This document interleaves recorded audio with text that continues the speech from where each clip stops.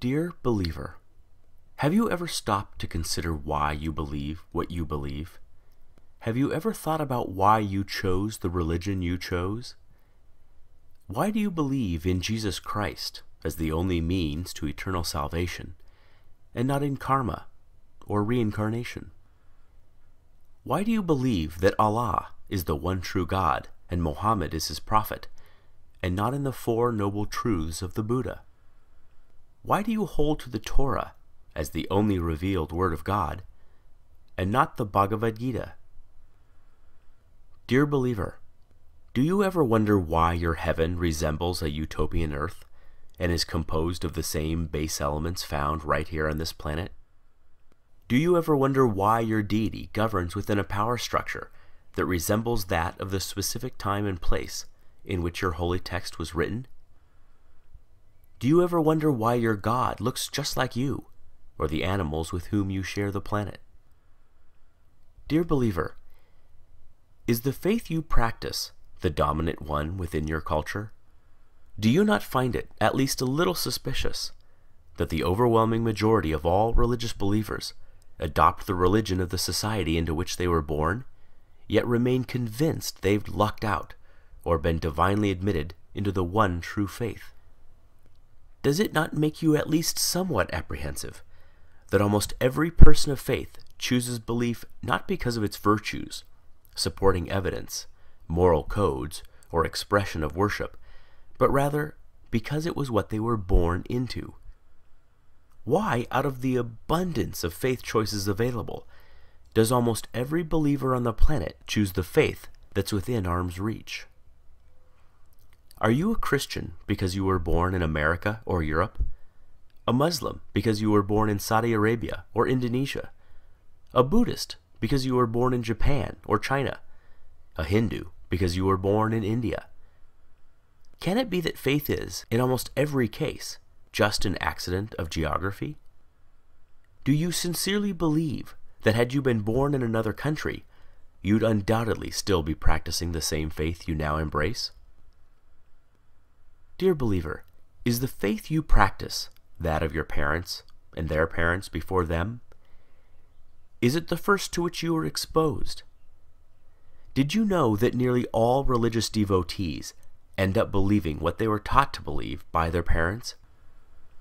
Why is it that we scoff at the idea of labeling a young person a Republican child, or a Marxist child, or a Keynesian child, understanding he or she lacks the intellectual discrimination, life experience, and wisdom to make such a complicated and nuanced decision, but we do not raise so much as an eyebrow when a youngster is referred to as a Christian child, surely a choice no less complex?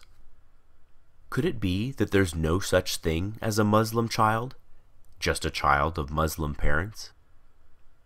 Dear believer, you are supremely confident in your faith. You know it is the right one and all others are wrong. You are literally willing to bet your eternal soul on that very fact. And yet, have you ever stopped to consider that there are 24 major religions and literally thousands of different faiths practiced on this planet? Did you know that within Christianity alone, there are more than 45,000 different denominations, each claiming to understand ultimate truth better than all the others? Do you realize that each member of every faith practiced is just as devout, just as sincere, and their conviction every bit as sure as yours? Did you know they too read infallible holy texts, have airtight apologetics, have experienced miracles, feel God's presence, sense his still small voice, obediently follow his perfect will for their lives, love him indescribably, and can defend their belief with the same fervency as you do yours? And yet, since every religion is mutually exclusive and contradicts the others in matters both large and small, they cannot all be right. Right? You know, you just know, your faith is the exception. And yet, if every member of every faith feels just as you do, what are the odds you're right?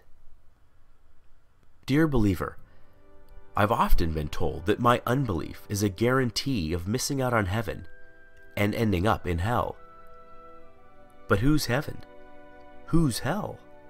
I've often been told that I should, just to be safe, accept God. After all, what have I got to lose? But who's God? Given so many options, aren't I more likely to choose incorrectly? Might not I be better off wagering on no God rather than on the wrong God? You put it to me, what if you're wrong? But what if you're wrong? What if, rather than Jehovah, Allah is the one true God, or Shiva, or Wu-Tan, or some god on the other side of the planet you've never even heard of yet? The truth is, you already know what it's like to be an atheist in regards to every other faith but your own. It's clear to you that adherents to other faiths are mistaken, deluded, or deceived, but they think the same of you. The way you view them is exactly the way they view you. Every devout Hindu has embraced his faith for the exact same reasons you have embraced yours. Yet you do not find his reasons compelling, nor do you lose sleep at night, fearing that if you die, you'll wake up in his hell. Given this, is it so hard to see why some of us just take our atheism one God further? Dear believer, I wonder if religions aren't just ancient constructs in which early humans attempted to both explain and control the chaotic world around them. Though irrational in content, their emergence certainly isn't. We do not blame our ancestors for inventing religion. There is no shame whatsoever in stumbling when you are blind, or failing to properly construct a puzzle in the dark. But we no longer live in the dark. Science is ablaze in our world and illuminates our way, dissipating shadows and exposing even the deepest of crevices. We no longer live in the cave. We have crossed the valley, scaled the mountains, and have begun to make out the magnificent vista on the other side. We no longer require comforting stories to make us feel safe or valued. Is it not time that our beliefs match our discoveries? Is it not time that our ideas reflect our new perspective? There is equal, if not greater awe in reality than there is in fantasy. Perhaps it is time to stop telling ourselves that we are the reason the universe was made, that our culture is somehow better than other cultures, that our tribe was chosen over all other tribes. It is time to learn how the universe really is, even if that deflates our conceits, wounds our pride, humbles our point of view, and forces us to admit that we do not have all the answers. Believer, if you honestly value the truth above all things as you claim, as I truly know you do, you must confront these fundamental questions. Far better, Carl Sagan said, to embrace a hard truth than a reassuring fable.